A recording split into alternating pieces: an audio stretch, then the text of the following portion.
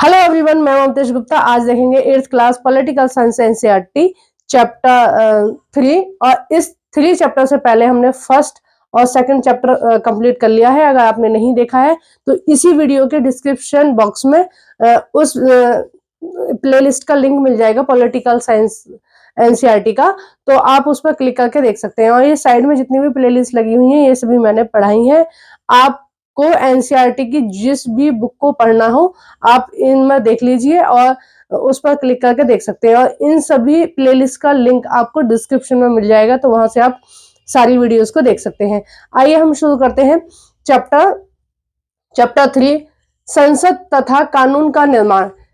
यानी कि संसद क्या होती है और कानून का निर्माण कैसे होता है, हम इस चैप्टर में आज पढ़ेंगे। तो हम संसद से पहले कि संसद क्या होती है, उस संसद से पहले हम ये सोचें, हम ये देखेंगे इस चैप्टर में कि संसद होती क्या है और हमें संसद की जरूरत क्यों पड़ी। ऐसा क्या कारण आ गया कि हमें संसद की जरूरत पड़ने लगी। तो उससे पहले हम देखते हैं, आपके बुक में एक हेडिंग दी हुई है सबसे पहले, लोगों को फैसला क्यों लेना चाहिए। यानी कि लोगों को क्या जरूरत है कि लोग, जो जितने भी लोग किसी भी देश में रह रहे हैं, कि वो फैसले लें अपने देश के लिए, उन्हें क्यों फैसला लेना चाहिए। ठीक है, तो देखिए, जो औपनिवेश भारत था, 1947 से पहले वाला जो भारत था, उसमें किसका शासन चलता था? अंग्रेजों का। तो जो जो अंग्रेज हम पर शासन कर रहे थे उसको बोलेंगे हम औपनिवेश भारत। ठीक है, 1947 से पहले पहले वाला जो भारत था उसको हम औपनिवेश भारत बोलेंगे, क्योंकि जो इंग्लैंड था उसका हमारे ऊपर औपनिवेश था। ठीक है, यानी कि उसने हमारे ऊपर होल्ड कर रखा था। तो ये जो अंग्रेज थे वो अपनी मर्जी से हमारे ऊपर कोई भी नियम लगा देते थे और हम उसका विरोध नहीं कर सकते थे, क्योंकि अगर हम विरोध करते थे तो क्या करते थे वो लोग, हमें विरोध को दबाने के लिए जेल में डाल देते थे या पिटाई लगाते थे या कुछ भी, जो जिस भी तरीके से वो हमारे आंदोलन को या विरोध को दबा सकते थे वो पूरे तरीके अपनाते थे। अब देखिए, जैसे एक रॉलेट एक्ट आया था, है ना, तो उसमें क्या था, मनमानी ढंग से किसी भी व्यक्ति को वो क्या कर सकते हैं, जेल में डाल सकते हैं। ये हिस्ट्री में हमने चैप्टर पढ़ा था ना औपनिवेश भारत का, तो उसमें ही मैंने आपको समझाया था कि वो क्या करते थे रॉलेट एक्ट में, कि बिना किसी अपील के, बिना दलील के वो क्या करते थे कि अगर उन्हें किसी भी व्यक्ति पर ये शक है कि ये उपद्रव मचा सकता है या कुछ भी आगे को उनके शासन को खतरा हो सकता है, तो उसको लेके और जेल में बंद कर देते थे। और इसी के ऊपर बहुत ज्यादा आंदोलन हुआ था, है ना। 1919 में जलियांवाला हत्याकांड भी इसकी वजह से हुआ, क्योंकि इस चीज के ऊपर क्या चल रही थी, वहां पर मीटिंग चल रही थी, है ना। तो हम इस टॉपिक पे आते हैं कि जो अंग्रेज थे वो क्या कर रहे थे, अपने मनमानी ढंग से कोई भी नियम बना रहे थे और हमारे ऊपर थोप रहे थे, है ना। इसी तरह से उनका जितना भी मन करता था उतना लगान बढ़ा देते थे और जबरन उसको टैक्स को वसूलते थे, लगान को वसूलते थे, क्योंकि जनता के हाथ में उस समय कुछ नहीं था। लेकिन आज ऐसा नहीं कर सकते हैं, क्योंकि आज जनता के हाथ में बहुत सारी चीजें हैं। अब देखिए, हमें जैसे जैसे फिर ये स्वतंत्रता संग्राम बढ़ता रहा, आंदोलन बढ़ते रहे, तो कांग्रेस की स्थापना कब हुई थी? 1885 में हुई थी। ठीक है, अब कांग्रेस ने क्या किया, 1885 में भारतीय राष्ट्रीय कांग्रेस ने मांग की कि विधायिका में निर्वाचित सदस्य होने चाहिए। अब देखिए, निर्वाचित सदस्य क्या होते हैं, सबसे पहले हम ये जान लेते हैं कि निर्वाचित सदस्य क्या होते हैं। निर्वाचित मनोनीत सदस्य तो वो होते हैं कि जो अपने आप चुन के आते हैं। ठीक है, मनोनीत सदस्य मतलब कोई एक अकेला व्यक्ति उसको चुन लेगा, तो वो हो गया मनोनीत सदस्य। ठीक है, जैसे राष्ट्रपति चुनते हैं राज्यसभा में, तो वो होते हैं मनोनीत सदस्य। अब होते हैं निर्वाचित। यहाँ पे निर्वाचित सदस्य के लिए मांग की थी ना कांग्रेस ने, तो निर्वाचित सदस्य होते हैं जिन सदस्यों को, जिन कैंडिडेटों को जो जनता होती है वो चुनकर भेजती है, उनको बोलते हैं निर्वाचित सदस्य। ठीक है, अब जैसे आपके आसपास में आपने विधायकों का या एमएलए का नाम सुना होगा कि हमारे एरिया का वो विधायक है या वो एमएलए है। तो जो एमएलए टाइप के जो लोग होते हैं, जो प्रधान होते हैं, या आपने प्रधान ही सुना होगा, है ना, और पार्षद सुना होगा। तो इस तरह के आपने पदों का नाम सुना होगा अपने आसपास। तो ये जो पद होते हैं ये होते हैं निर्वाचित, यानी कि इनको किसने निर्वाचित किया है, ये कहाँ से निर्वाचित होके आए, ये जनता ने इनको वोट दिया है और तब ये उस पद पर बैठे हैं। ठीक है, प्रधान है, पार्षद है, ये तो छोटे छोटे पद हैं, ये तो सब आपने सुने ही होंगे, है ना। तो कांग्रेस ने क्या मांग की कि जो विधायिका है, यानी कि जो लोग कानून बना रहे हैं भारत के लिए, या टैक्स वसूलने का चीज है या कुछ भी चीज है, जो जितने भी कानून उस समय भारत में लागू थे, ठीक है, 1885 के लगभग की बात है, उस समय जितने भी कानून थे उसमें थोड़ा भी जो हस्तक्षेप है वो भारतीयों का नहीं था। तो कांग्रेस ये चाहती थी कि हमको भी अधिकार दिया जाना चाहिए कि हम जो भारत के लिए कानून बनाए जा रहे हैं उसमें भारत के लोगों की भागीदारी हो, यानी कि भारत में भी चुनाव होने चाहिए, भारत के ही प्रतिनिधि होने चाहिए जो भारत के लिए कानून बनाए। विधायिका क्या होती है, विधायिका बोलते हैं जहां पर कानून बनाए जाते हैं। हम अभी आगे इसको विस्तार से समझेंगे, ठीक है। ये कुछ शब्द हैं, अगर आपके इनके मीनिंग अगर आपको समझ में आ गए तो फिर पॉलिटिकल साइंस में कुछ नहीं है। जैसे विधायिका है, ठीक है, जैसे राज्यसभा है, लोकसभा है, जैसे प्रतिनिधि है ना, निर्वाचित क्षेत्र है, या निर्वाचित है। अब देखिए आगे हम देखेंगे इसमें कि इन्होंने मांग की थी 1885 में, लेकिन 1919 में अंग्रेजों ने इनकी मांग ली थी, वो भी आधे तरीके से, पूर्ण तरीके से नहीं।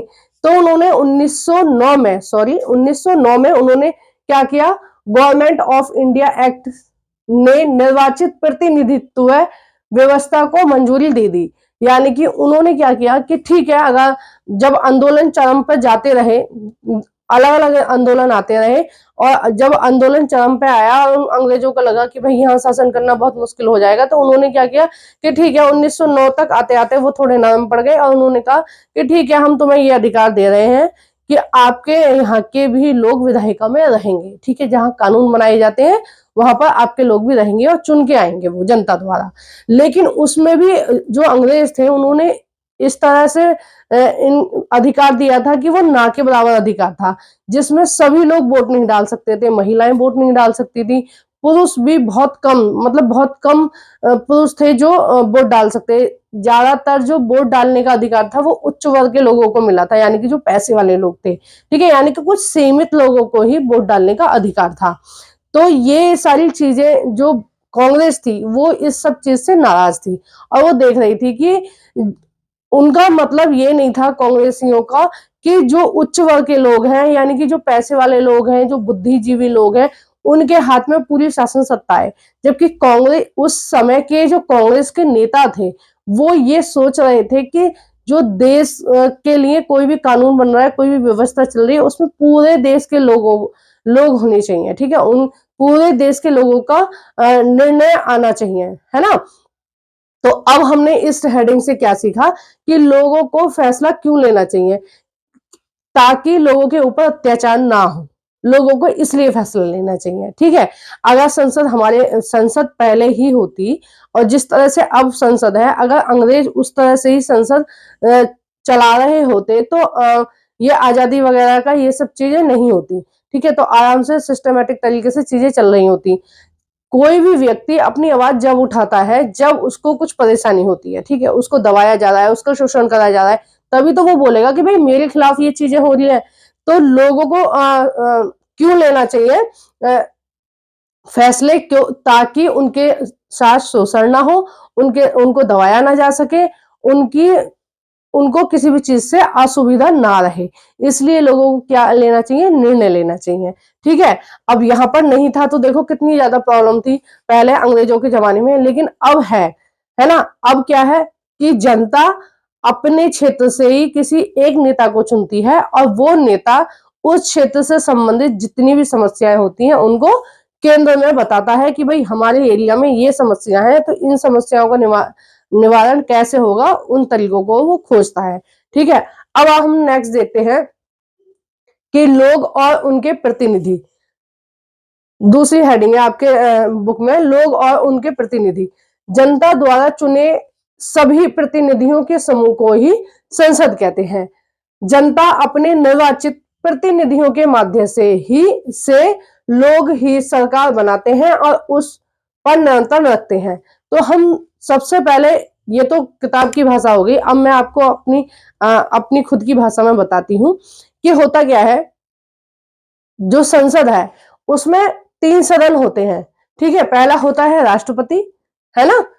संसद के कितने अंग हैं? 3 अंग हैं।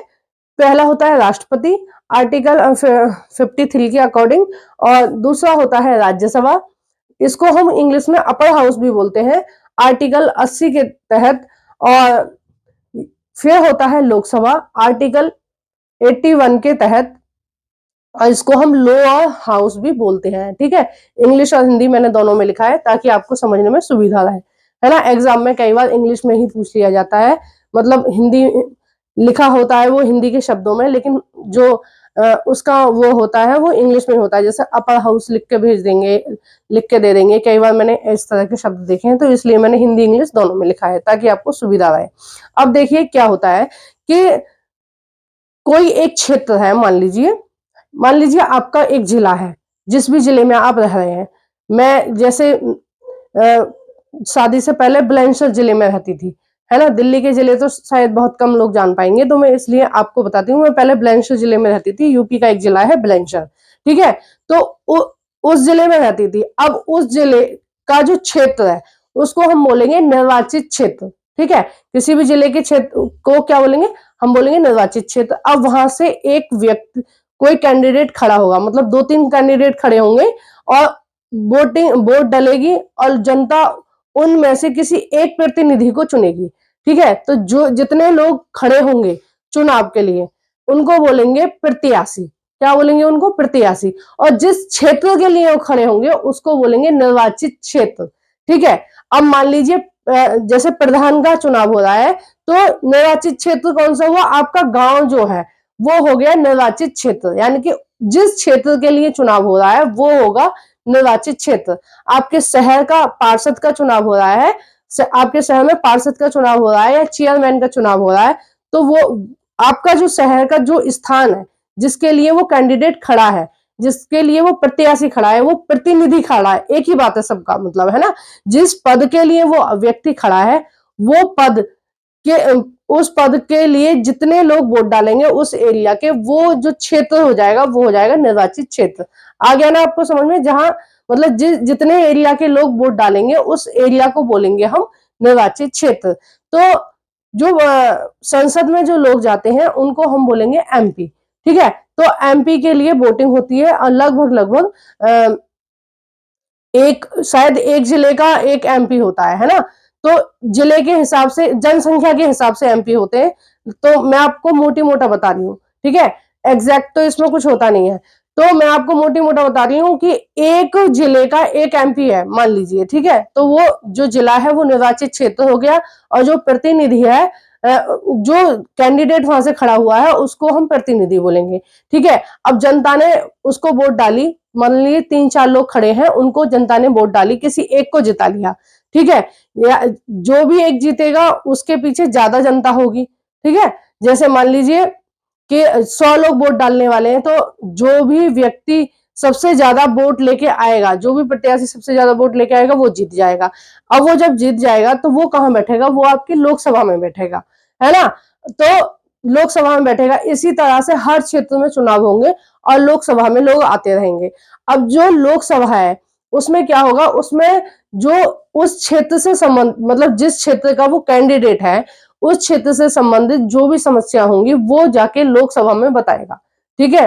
किसमें बताएगा? लोअर हाउस में बताएगा। और वहां पर जो भी जनता की समस्या होंगी उनके ऊपर डिस्कशन होगा। अगर उन्हें किसी चीज की जरूरत है तो उनको वो सुविधाएं मुहैया कराई जाएंगी। जैसे हर क्षेत्र में एक जैसी सुविधाएं नहीं होती, कहीं पर रोड नहीं बनी है तो वहां के लोग बताएंगे कि भाई यहाँ पे रोड बननी चाहिए, यहाँ पर ये विकास कार्य होना चाहिए, यहाँ पे इस तरह की चीजें होनी चाहिए।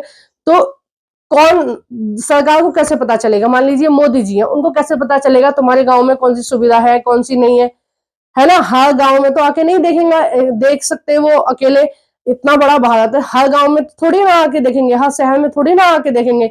तो ये काम किसका है? ये काम एमपीओ का है कि वो अपने क्षेत्र की समस्याओं को जाके संसद में बताएंगे, या कोई अगर उन पे ज्यादा टैक्स लगाए तो उसके बारे में बताएंगे, या फिर कोई भी चीज जो गलत हो रही है, जैसे कोई अपराध बढ़ रहा है ना, तो उस अपराध के बारे में वो संसद में जाके बताएंगे कि भाई ये अपराध बढ़ रहा है। मान लीजिए चोरी के केस बहुत ज्यादा आ रहे हैं, तो वो चोरी के केसों को वहां जाके बताएंगे कि इस तरह से बहुत ज्यादा घटनाएं आजकल सुनाई आ रही है, तो इसके ऊपर कानून बनाया जाए।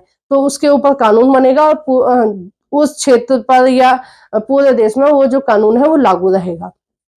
ठीक है, आपको समझ में आ गया ना संसद का क्या कार्य है।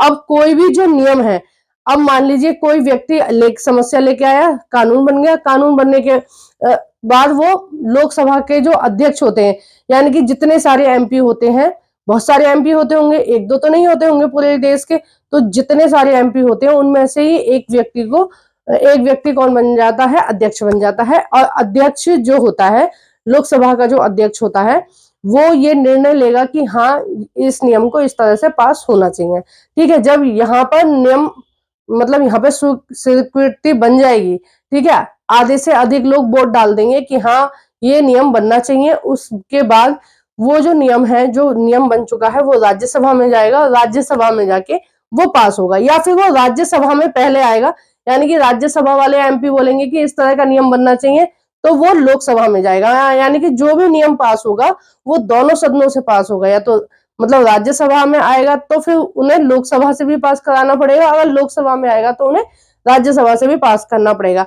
जब दोनों सदनों में के जो एमपी हैं वो पास कर देंगे कि हाँ ये नियम ठीक है और इस तरह का नियम बनना चाहिए, तो उसके बाद सबसे लास्ट में काम आता है राष्ट्रपति का।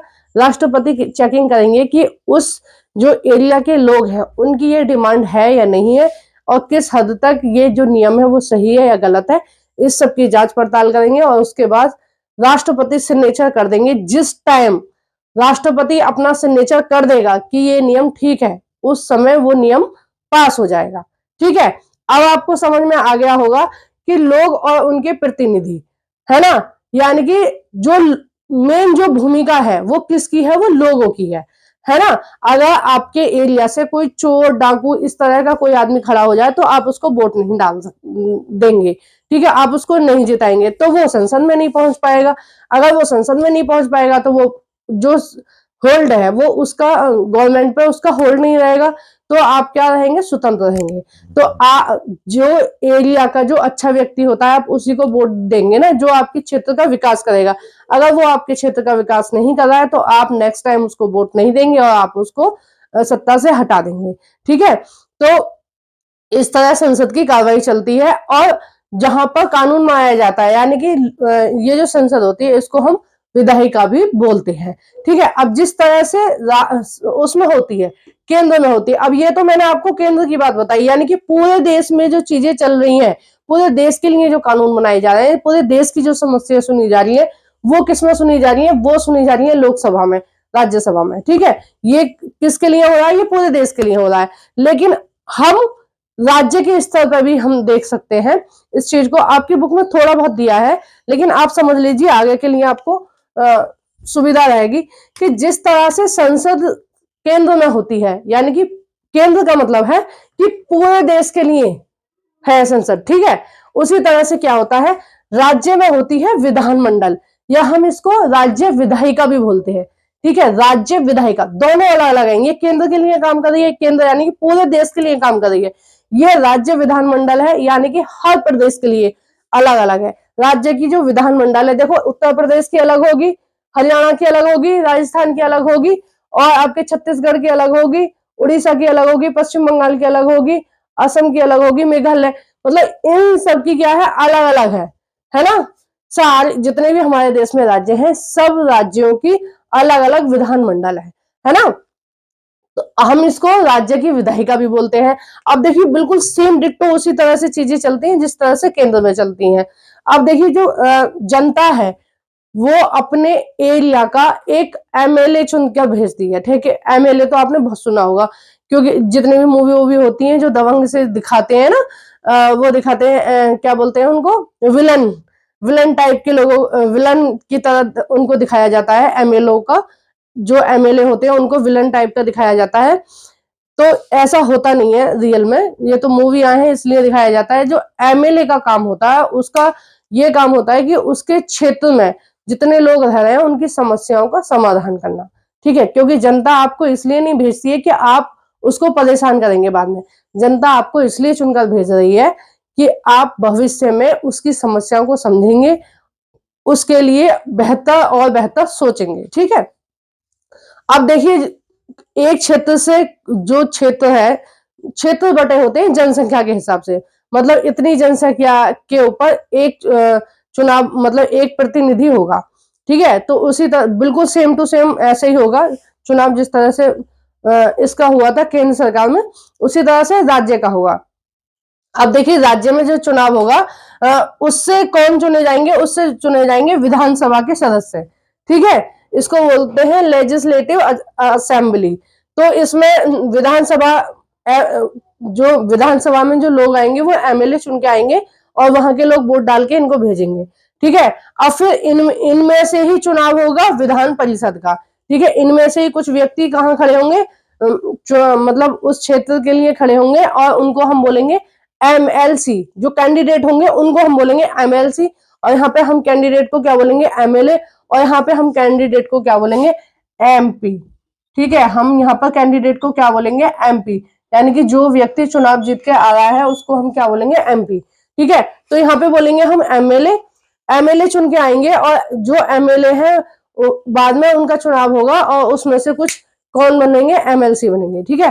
कुछ एमएलसी बनेंगे और इसमें कुछ निर्वाचित होते हैं, कुछ निर्विरोध होते हैं। मतलब अब प्रक्रिया जो है हम आगे वाले चैप्टर में आगे पढ़ेंगे, क्योंकि यहीं पे सारी चीजें समझ लेंगे तो ये टॉपिक काफी लंबा हो जाएगा, ठीक है। आगे आपको समझ में बात कि जैसे केंद्र में होता है वैसे ही राज्यों में होता है, और फिर जो विधायिका है, मतलब जो कानून बनाने का जो अधिकार है, ये कुछ ही राज्यों को दिया गया है, जो बड़े राज्य है, ठीक है, उनको ही अधिकार है। सारे जो राज्य हैं वो अपने कानून अपने आप नहीं बना सकते हैं, बाकी सारों को देख रेख कौन करता है, केंद्र करता है, यानी कि संसद करती है। संसद किसको बोलेंगे, राज्यसभा, लोकसभा और प्लस राष्ट्रपति, इन तीनों को मिला के क्या बोलेंगे, हम संसद बोलेंगे। विधानमंडल किसको बोलेंगे हम, विधानसभा, विधान परिषद और राज्यपाल, ठीक है। जो काम केंद्र में राष्ट्रपति करता है वही काम कौन करता है, राज्य में राज्यपाल करता है। राष्ट्रपति अपना एक प्रतिनिधि, यानी कि अपना एक व्यक्ति चुनकर भेजता है राज्य में कि भाई राज्य का काम तुम देखोगे, और राज्य की पूरी रिपोर्ट, राज्य में किस तरह से काम चल रहा है, वो पूरी रिपोर्ट किसको दोगे, मेरे को दोगे, ठीक है। तो जो ये राज्यपाल है यहाँ पर, ये बिल्कुल वही काम करता है जो केंद्र में राष्ट्रपति करता है। अब देखिए, कोई भी नियम आया, पहले वो विधानसभा में आया या विधान परिषद में आया, और यहाँ से इन दोनों ने पास करके भेज दिया, ठीक है। उसके बाद कहाँ जाएगा, वो राज्यपाल के पास जाएगा, और जब राज्यपाल उस पर सिग्नेचर कर देगा तो वो नियम लागू हो जाएगा, ठीक है। तो आपको समझ में आ गया केंद्र में और राज्य में क्या फर्क है। और ये भी बात जान लेना कि जो विधानमंडल है ये हर राज्य में नहीं है, यानी कि हर राज्य को कानून बनाने का अधिकार नहीं है। ये कुछ राज्य हैं जिनको अधिकार है, जैसे महाराष्ट्र है, आपका यूपी है, बिहार है ना, पश्चिम बंगाल है। पहले जम्मू कश्मीर भी था लेकिन अब नहीं है, क्योंकि जम्मू कश्मीर अब क्या हो गया है, वो केंद्र शासित प्रदेश बन गया है, यानी कि जम्मू अलग हो गया है और लद्दाख अलग हो गया है, ठीक है। ये दोनों अलग अलग हो गए, पहले था अब नहीं है। तो जो विधान परिषद है ये किस में होती है, ये बड़े राज्यों में होती है। जो जब राज्य ज्यादा बड़े हो जाते हैं तो उनको खुद को अधिकार, उन राज्यों को अधिकार दे दिया जाता है कि भाई तुम अपने यहाँ अपनी विधान परिषद रख लो और अपने नियम तुम अपने अलग ही बना लो। क्योंकि जो जनसंख्या की दृष्टि से हम देखें तो यूपी, बिहार है ना, महाराष्ट्र, ये सब क्या है, बहुत बड़े बड़े राज्य हैं। तो इन राज्यों को क्या अपने हर जो अपने क्षेत्र की समस्याओं से संबंधित कानून लाने का इनके पास अधिकार है। तो आपको मेरी वीडियो कैसी लगी है प्लीज कमेंट बॉक्स में बताइए। और नेक्स्ट आपका जो टॉपिक रहेगा वो रहेगा संसद की भूमिका। इसी चैप्टर का टॉपिक है संसद की भूमिका। ये चैप्टर थोड़ा लेंदी है ना, पढ़ाने में थोड़ा सा टाइम लग रहा है। तो हमारा जो अगला टॉपिक रहेगा वो रहेगा संसद की भूमिका, ठीक है। और आपको वीडियो कैसी लगी प्लीज कमेंट बॉक्स में बताइएगा, और प्लीज वीडियो को लाइक करके जाना, बहुत मेहनत लगती है वीडियो बनाने में, तो थोड़ा सा आप भी मेरे लिए कर दिया करो, मुझे मोटिवेशन मिलती है। लाइक कर देना, और अगर मेरे चैनल पर नए हो तो सब्सक्राइब कर देना चैनल को। और जो भी फ्रेंड आपके फ्री में एनसीईआरटी पढ़ना चाहते हैं 6 से 10 तक की, उन फ्रेंडों के साथ इस वीडियो को शेयर कर देना। Thank you for watching everyone.